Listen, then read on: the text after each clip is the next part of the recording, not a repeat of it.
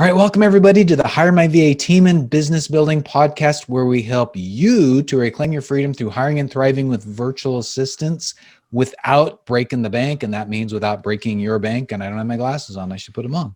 I'm Dave Braun, and I'm here with my partner and great friend, Larry Broughton. Larry, how are you doing? Ready to record another episode? Let's do it. Thank you, Dave. It's been a great week. Glad to see you again. Thank you for being in my life. I love you. Glad that we're on this journey together. Yeah, thank you very much too, man. Absolutely. It's awesome. All right, Let's get to the question. All right, what is it? All right, we had this asked recently by somebody in one of our programs that we'll have to talk about one of these days. The question is, how do I get my team to take more of an ownership role? Oh, yeah. We do hear this a lot. And you know what? When we kind of dive into this and we go deeper, I say this oftentimes. I've got plenty of friends who are attorneys. They say behind every question is another question, right? What somebody's really asking is this, right? I think really when someone says, how do I get my team to have more of an ownership mentality? I think what they're really asking is, how do I get my team members to take more initiative? Isn't that really what they're asking? I think so. Yeah. So I don't know. There's a bunch of ways that we can handle this thing, but my sense is that's really what they're trying to figure out. How do they take more initiative? How do they take on more responsibility? Just to do stuff, right? Mm-hmm. Let me throw a few things out that just kind of roll off the tip of my tongue first, and then we kind of dive in. I know you probably got some ideas here too. Yeah. I think, Dave, we need to set up an environment where we hold people accountable for results, not task necessarily, right? So if ownership is really more about initiative, accountability is really more about follow through and getting things done, right? We need to build, if we want people to take more ownership, that really means that we need to set up an environment of trust. We trust that they're going to get things done and, take initiative, and they trust us that they're not going to get ground down by making a mistake. Yeah. Right? Because that's sometimes why people don't take initiative, is that they bring with them baggage oftentimes, or we just have the wrong people in the wrong seat on the bus. In a way, I think that we can help with both of those, but is by expressing confidence in their ability. And there's all kinds of stuff that goes into that. And the next thing is, I think we need to avoid being problem solvers, and that we let them actually. Isn't this part of the problem, though, Dave? We want our team members to take initiative, to have a sense of ownership, but when they do it, there are some people who then slap them down for spreading their wings and actually making decisions, and will ridicule because they've made a mistake that they wouldn't have made, right? So sometimes you have to watch out what you ask for. If you want your team members to take ownership, they're not you, but you can't grind them down if they make decisions that you wouldn't have made, right? And then I think probably the last thing that just kind of comes to mind is we have to create an environment where people approach everything with kind of a solution-oriented mindset. Yeah. When I think about an ownership mentality, those are the things that kind of come to mind for me. Yeah, we talked a little bit about that in the previous episode, right? The previous episode was on, remind me, what was the previous episode? The previous episode was 57, where we talked about balancing out our tasks with our team's tasks. Oh, I see. Yes, you're right. Accomplish that kind of stuff, right? Yep, that's right. So go back and listen to that one. That was a good one. I think that's probably a 15 or 20 minute one, but yeah. Yeah. Well, and I think a lot of it though is it starts with us and hiring the right kind of people, right? All right. So how do you do that though? How do you make sure, Dave, that you're hiring the right people? Well, first of all, you get into the Hire My VA program. Shameless plug. Funny you should bring that up. Yeah, we talk a lot about that. That's right. But a quick couple of tips here is, it's kind of like I remember somebody talking about an owner of a company who would say, I want my team members to smile more. They just don't smile. Yeah. Like, how do I get them to smile? And the answer is really hire people who smile just naturally, right? So basically, then you gotta hire the right kind of people, and you start off with a question that might be something like this, Larry. To answer your question is behavioral interviewing. It might be like, give me an example of a time in your work life when you've worked or felt like the company you've worked for was your own and not someone else's. Or give me a example of a time where you took initiative. You went out of your way to do more than what was asked for, and tell me about the results. All right. So hopefully when you're asking somebody those questions, they can come up with a couple of scenarios where they've actually done it. So and the idea is if they've done that stuff in the past, then it's likely that they will continue to do that going forward. That's a great point, Dave. And it just reminded me that if you want folks to have an ownership mentality and you're asking them, hey, give me an example, I'm going to guarantee you that these are people who hate to be micromanaged. Micromanagement is a killer to the ownership mindset. Yes. Right. So if you want people to have an ownership mindset, don't micromanage them. Ask for results. Right. And I think my sense is that when you ask somebody during the interview process, share with me a time when you felt like you had ownership in something, it's oftentimes periods or project where the team member or the employee was asked for their input on a project or on a task before they were just told, hey, go do this. Right. But if you're saying, hey, here are the results we want to have this kind of result from this marketing initiative, or we're developing new operational standards, and here's what we expect on the other side.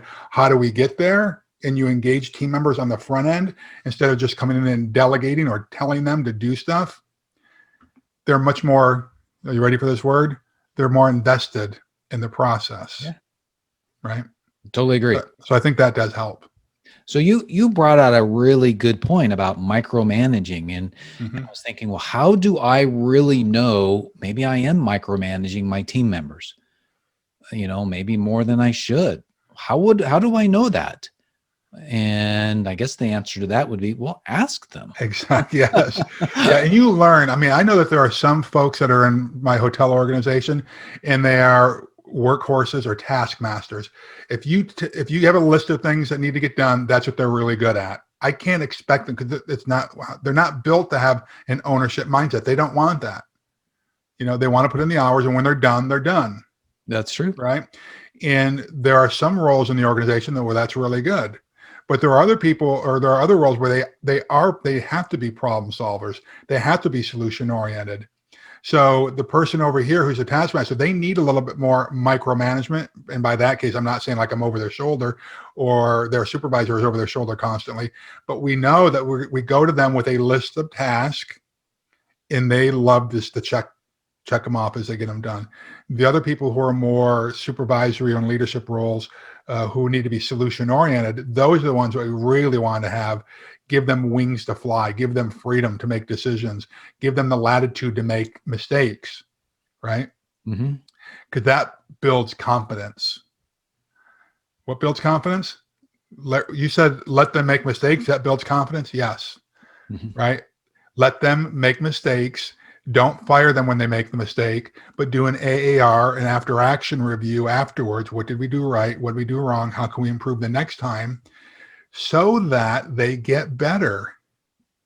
Any team member, whether it's a sports team or someone that's in a debate team or someone that's on your team in your business, what makes them better is making mistakes. No one ever goes out to the free throw line the first time, and starts hitting, putting up shots all net. No one does that. There's air balls. There's people that miss the backboard completely in the beginning. It's practice. It's making a ton of mistakes before they ever start putting it through the hoop. That's just the way it is. I mean, that's a great analogy. And if you're watching, a sport like that, say it's basketball, and the team is having problems with their free throws, right? The coach is not, most coaches, good coaches, they're not like screaming on the sidelines, like, get that ball in there. You can do better. Come on. What's wrong with you? They don't do that. What they end up doing is at the end of the game, they go back and they'll start doing some practice and start Tuck working. the elbow in. Right. Exactly. Figure out what's going on. Right. And then, and work on it, offline. So it may end up being is if your team is, making a bunch of mistakes like that, maybe they need some more training from you, or you have to come up with some training scenarios where they can walk through things in an environment where they're going to feel like, well, if I make a mistake, nobody's going to be yelling at me, or the game's not on the line, kind of thing. Mm-hmm. That's absolutely right. Yeah. The other thing and I think this is so key and so important is, and this is why there's a prepare section in our course, is because you got to prepare yourself to be able to handle situations like this. And so often this goes back to your vision and mission of your company. And there's going to be times when you need to make sure you remind them that, well, here's our vision. Here's why we're doing what we're doing. Mm-hmm. Here's how we're changing the world. Here's how we're changing our clients' lives. Here's the importance of it. And I think once your team members adopt that more and realize that the impact that they can have on others, they're going to take a little bit more ownership. You're absolutely right. You're absolutely right. So what I'm hearing here is that we got to let people make mistakes. What we're really trying to do is figure out how do we get people to make take more initiative. How do we ensure that we have self-starters on the team? Right. And then holding folks accountable, which means really following through. How do you institutionalize a follow-through, results-oriented organization? Right? Yeah. Dave, I would just encourage people to do this. If you're watching this through the Hire My VA platform, then go participate in the community. That's really one of the most important parts of the entire program. Yes, we have the prepare section of the program. We have the hire section of the program. We have the thrive section of the program. But really the community where we get interaction back and forth, sharing of ideas is really one of the most powerful parts of this program. If you're watching this on YouTube or one of those other video platforms, then smash the subscribe button, ask questions in the comment section below. We'll get back to you. And if you have another question, make sure and put it there as well. But, hit the like button. We'd appreciate that as well. Yeah, and one of the great things about our program is we have live Q&A sessions on a monthly basis. Right now we're doing them 2 times a month. Right. So you can ask the same question and make it in terms of your exact situation, and we'll just answer it right there. Give you some ideas on how to overcome any issue that you got. Yeah. So very good. I guess to sum up, join our program. Join the program. Hey, and if you've got ideas on how to get your team members to have more of a sense of ownership, put it in the comments below. We'd love to hear your feedback on what are you doing to make that happen.